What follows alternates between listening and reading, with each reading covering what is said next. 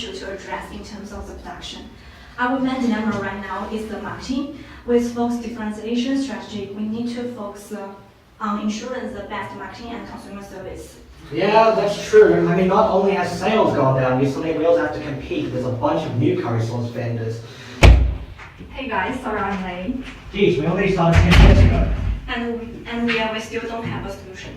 Oh, sorry. I was looking at the cat videos on YouTube. YouTube, that is. Huh? Huh? We can use social media as a way to market our sources. Come again? I see. I mean, we cannot let go of this good opportunity. Last I heard, 77% of Fortune 500 companies use social media. But we are SME. Last I heard, social media was still not widely used by all the other SMEs due to limited resources. Andy, that is such a thing of the past. I mean, even this firm used social media before. Remember those Instagram photos? But I'm still not convinced though. Like, how can SMEs use social media?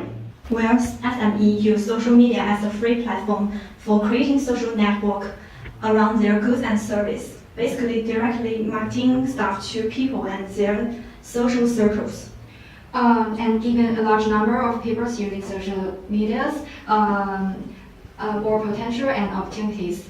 They can share more information through the social medias like posting or even write positive reviews about the product. And just think about the consumer service. Instead of listening to our bank's office phones, we can quickly respond to consumers on the social platform.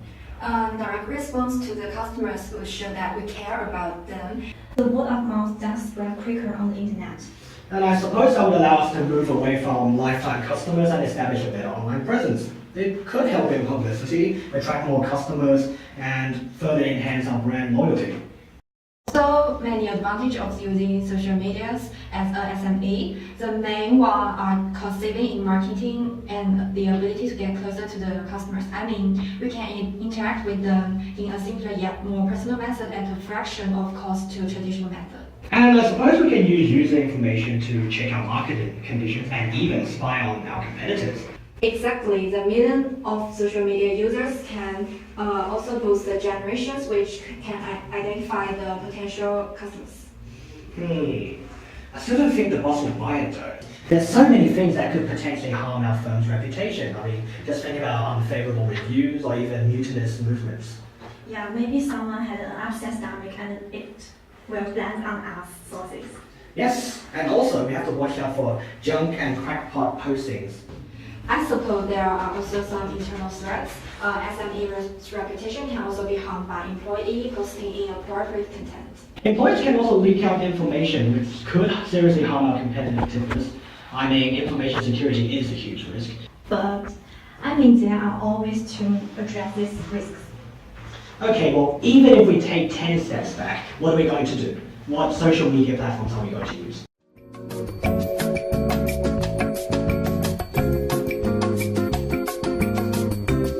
What about it? Don't you just use it for watching cat videos? Well, not only for that, YouTube happens to be one of the most selected media from the various companies for advertising. We can definitely use to sell and promote our new product to the general public. And how would we do that? Come over here and well, YouTube is a popular hosting site that gives worldwide users free access to videos. This would be crucial in allowing us to reach out to a wide social network of potential customers, even foreign ones. I guess this can potentially increase our sales volume to the general public, if it can attract their attention. There are so many ways we can use to attract their attention though. I mean, let's think about our regional curry sauce. We can use videos to create more interesting promotion for that. Maybe showing the local and region in India's it was my name. That's a brilliant idea. Maybe some festivals, Indian music, the likes. The amount of subscribers, comments, and likes on videos often show the indication of what a public sees and wants. But wouldn't it be really difficult? Not exactly. The scale required to produce these kind of videos is relatively low, and it would be easy and efficient for us to produce simple and short ones for new products and news. It is way more interesting than having to read it. Indeed, but we can incorporate with popular restaurants that use our recipes in the videos to further market. I mean, our curry sauces has been quite popular with the restaurants. Exactly. If we get some videos on how the restaurant are using our sauce to make curry, we are certainly increase our popularities. The general public would want their hands on it if they know some famous restaurant is using our sauce. Travel to all the different restaurants joins to taste the curry and promote our sausage. That's a lot of curry. The possibilities of risotto is simply endless. We can even run series on the recipes and show how to use the curry sauce to make popular dishes. That does seem more popular than the previous plan of giving out written recipes. Even if we simply taste on ads, the fact that YouTube has more business user will making sure better reach the conventional marketing method. And that's not considering that YouTube ads offer a more targeted approach by appealing to users who are watching curries or food-related videos. These people are more likely to induce to buy our sausage, and not to mention, you cannot immediately skip the ads. But to produce a truly attractive video is not easy. We would need to hire professionals, which means extra costs for employees, operational costs, maintaining the channel, etc. That's true. Poorly edited videos are so cringe. Furthermore, the cost may not even align with potential revenue. Consider that the increasing cost invested in the production of business is not in line with the willingness that the viewer will actually buy it. There's no guarantee that the viewers will actually want the source after they watch the video. That is hardly a problem if we can make high quality, short and professional videos. Surely we can maintain interest and curiosity of the viewers who doesn't like videos about curry.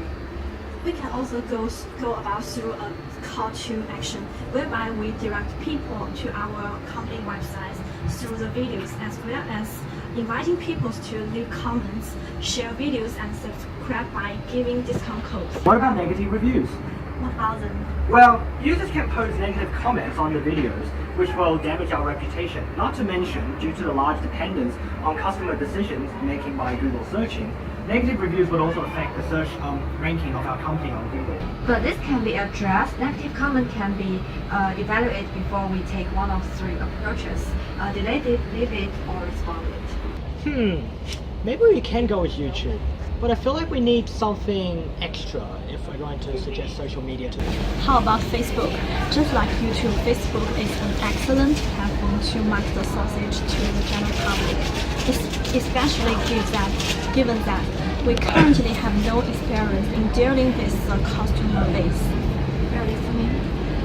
Web-based and mobile technologies are an important part of today's mainstream society, right? We can capitalize on this by setting up a Facebook page. This is available on smartphones and would establish a mobile phone marketing presence. I see, but how would we use Facebook? Well, you both use Facebook and have many friends on it. Yeah?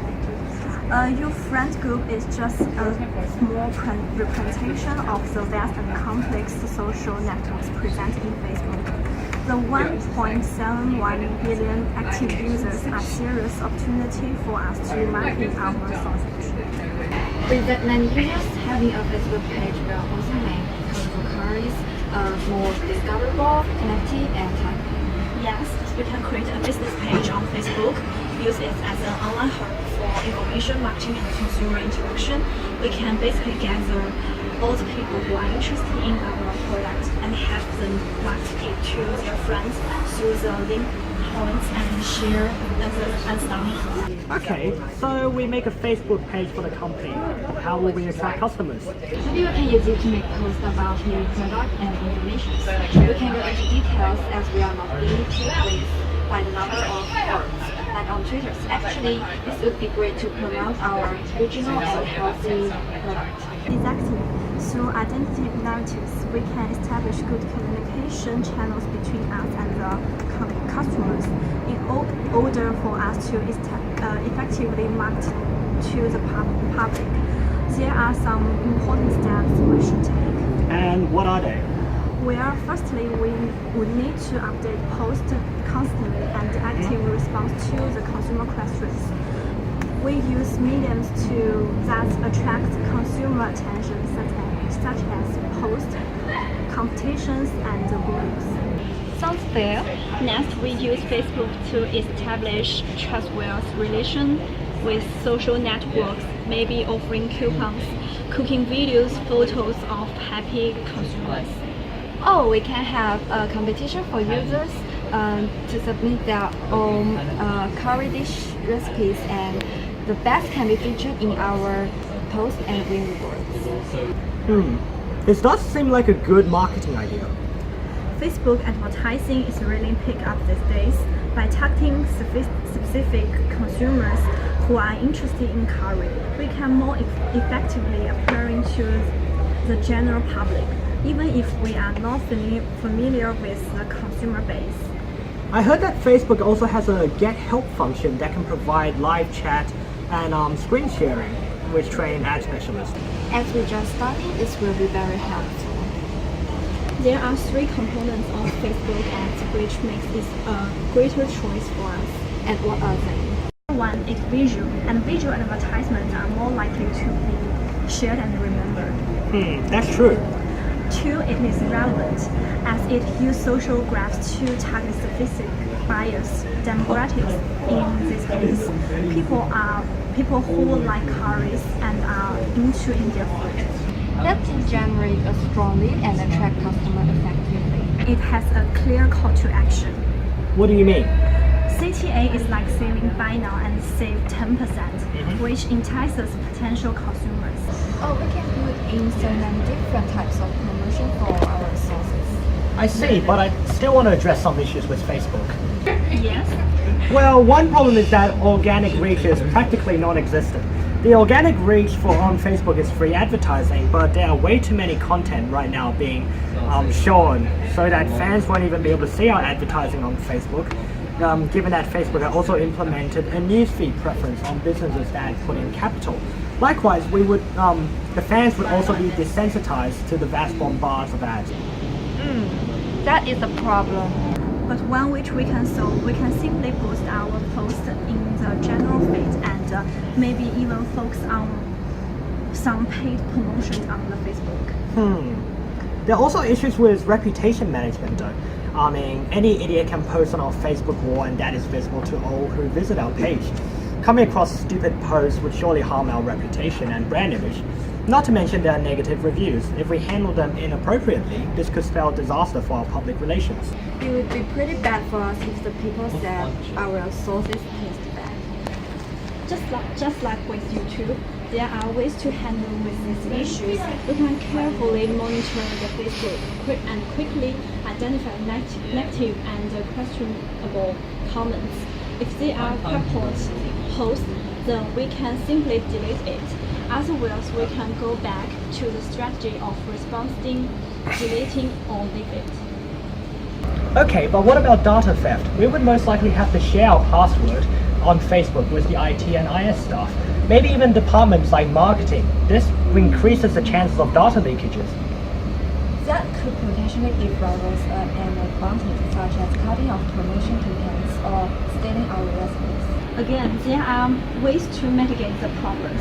We can create a strong password that makes the users of numbers, letters, symbols, uppercase, and lowercase. Likewise, we can continuously keep track of the administrators and count permissions, and thereby keep the unwanted people out.